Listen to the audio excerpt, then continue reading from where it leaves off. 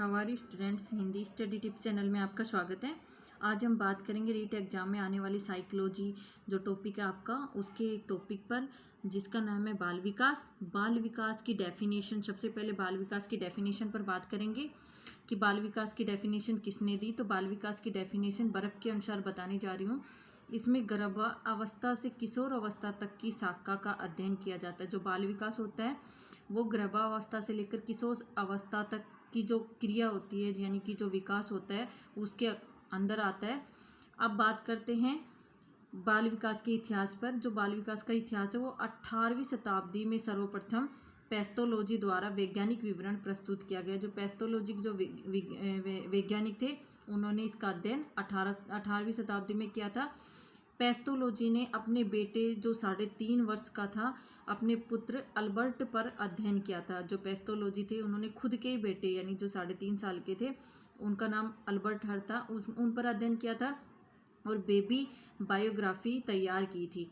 जो baby biography थी उसने अध्ययन करके अपने ही बेटे पर इन्होंने बायोग्राफी तैयार की थी। अमेरिका में बाल अध्ययन आंदोलन की शुरुआत की। जो पैथोलॉजी थे उन्होंने अमेरिका में बाल अध्ययन आंदोलन के नाम पर शुरुआत की। 19वीं सदी में बाल अध्ययन के जन्मदाता, जो 19वीं सदी थे उनमें बाल विकास का जिसने अध्ययन किया था उसके जन्मदाता स्टैनली हॉल थे। सर्वप्रथम बालकों के लिए प्रश्नावली का निर्माण स्टैनली हॉल ने ही किया था और 19वीं सदी में बाल अध्ययन का जन्मदाता थे वो भी स्टैनली हॉल ही थे। सर्वप्रथम प्रश्नावली का निर्माण, जो बाल अध्ययन की सर्वप्रथम प्रश्नावली का निर्माण हुआ था वो वुडवर्थ के द्वारा हुआ था और जो बालकों की प्रश्नावली के लिए निर्माण हुआ था वो स्टैनली हॉल के द्वारा। चाइल्ड स्टडी सोसाइटी ऑर्गेनाइजेशन, ये भी स्टैनली हॉल के द्वारा ही खोला गया था। जो चाइल्ड स्टडी सोसाइटी ऑर्गेनाइजेशन संस्था थी वो भी स्टैनली हॉल के द्वारा ही हुई थी। 1887 में न्यूयॉर्क में सबसे पहला बाल सुधार गृह, जो 1887 में न्यूयॉर्क में सबसे पहला बाल सुधार गृह बनाया गया था वो 1887 में न्यूयॉर्क, यानी कि इसमें जो आपसे पहला बाल सुधार गृह के बारे में पूछा जाए तो 1887 में तो हुआ था और न्यूयॉर्क के अंदर हुआ था। बाल मनोवैज्ञानिक के जनक, जो बाल मनोवैज्ञानिक के जनक थे वो स्टैनली हॉल थे। मैंने पहले भी बताया था कि 19वीं सदी के बाल अध्ययन के जन्मदाता स्टैनली हॉल थे और इसमें बाल मनोवैज्ञानिक के जनक भी स्टैनली हॉल ही थे। ऐसे 2 क्वेश्चन आपके सामने आ सकते हैं। अब हम बात करते हैं 20वीं सदी की। पहले हमने 18वीं शताब्दी की थी, फिर 19वीं की, अब करते हैं हम 20वीं सदी की। 20वीं शताब्दी बच्चे की शताब्दी है। जो 20वीं शताब्दी है उनको पूरी तरीके से बच्चे की शताब्दी का नाम दिया गया। किसके द्वारा? क्रो एंड क्रो के द्वारा। जो क्रो एंड क्रो जो वैज्ञानिक थे उन्होंने 20वीं शताब्दी को बच्चे की शताब्दी का नाम दिया। भारत में बाल विकास की शुरुआत 1930 में हुई। अब पढ़ेंगे हम अभिवृद्धि एवं विकास के बारे में। संपूर्ण पक्षों में होने वाला परिवर्तन को विकास कहते हैं, यानी कि पूरे शरीर में जो परिवर्तन होते हैं उसी परिवर्तन को हम विकास कहते हैं। शारीरिक पक्षों से होने वाले विकास की अभिवृद्धि कहते हैं, यानी शारीरिक पक्ष में जो परिवर्तन होता है उसको विकास की अभिवृद्धि कहते हैं। अब हम पढ़ेंगे अभिवृद्धि और विकास के बारे में। विकास और अभिवृद्धि, तो विकास होता है व्यापक अर्थ, जो विकास होता है उसका अर्थ व्यापक अर्थ, और जो अभिवृद्धि होती है उसकी संकुचित अर्थ। दूसरा है परिणाम तक प्लस गुणमात्मक, परिणाम तक प्लस गुणमात्मक, और अभिवृद्धि में आता है इसका परिमाण तक।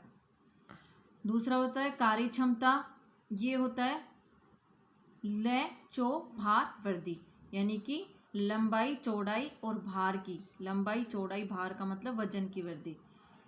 सीधे नापा तोला नहीं जा सकता, इसे सीधे तरीके से नापा तोला नहीं जा सकता, इसे सीधे तरीके से नापा तोला जा सकता है। यानी कि विकास और अभिवृद्धि में अंतर बताया गया है। तो जो मानसिक वृद्धि होती है वो विकास के अंतर्गत आती है, जो शारीरिक वृद्धि होती है वो अभिवृद्धि के अंदर आती है। अब आता है इसमें 5वां बहुपक्षीय, ये कई तरीके से होती है और ये एक पक्षीय होती है। इसमें कई प्रकार से के पक्ष होते हैं, इसमें एक प्रकार का पक्ष होता है। ये होता है आसूचक व विवर्धी सूचक, और ये होती है विवर्धी सूचक। ये आसूचक व विवर्धी सूचक, ये सिर्फ विवर्धी सूचक ही होती है।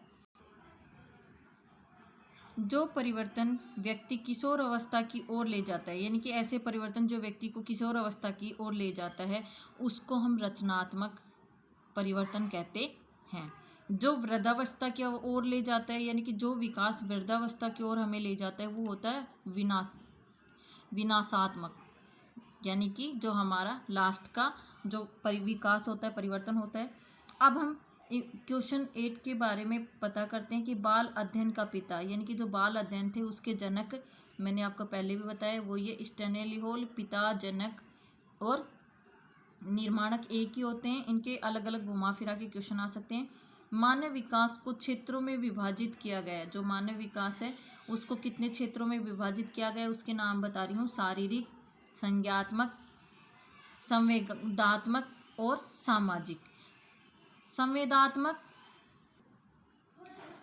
संवेगात्मक और सामाजिक दोनों साथ में, यानी कि संवेगात्मक और सामाजिक जो विकास होता है वो दोनों साथ में होते हैं। और कहाँ कहाँ होते हैं उसके बारे में बताया गया है। तो ये जो डेफिनेशन है, संवेगात्मक और सामाजिक दोनों साथ में होते हैं, क्रो एंड क्रो के द्वारा कहा गया है। विकास कैसा परिवर्तन है, इसका जो आंसर आएगा वो गुणात्मक आएगा। विकास शुरू होता है वो आएगा प्रसव पूर्व अवस्था में। विकास शुरू होता है प्रसव पूर्व अवस्था में। बालक विकास परिणाम है, बालक विकास परिणाम है, इसका आंसर आएगा वंशानुक्रम एवं वातावरण। बुद्धि एवं विकास में संबंध एक दूसरे के पूरक हैं। जो बुद्धि और विकास दोनों में संबंध होता है वो एक दूसरे के पूरक हैं, यानी कि आपस में बराबर हैं। आकार बढ़ने का अर्थ होता है अभिवृद्धि। मैंने अभी आपको समझाया था कि जिसमें वजन, भार, लंबाई, चौड़ाई सब बढ़ती है वो अभिवृद्धि के अंदर आता है, और जिसमें मानसिक जो परिवर्तन होते हैं वो विकास के अंतर्गत आते हैं। मनोविज्ञानिक के जनक कौन है? अरस्तु। अगर आपके पास में मनोविज्ञानिक के जनक पूछा जाए तो अरस्तु है। व्यवहारवाद की स्थापना किसने की? वोल्टेयर ने। आउटलाइन फिलोजेफी की पुस्तक, आउटलाइन फिलोजेफी की पुस्तक मैक्टूगटन ने की। बाल अध्ययन का विकास यानी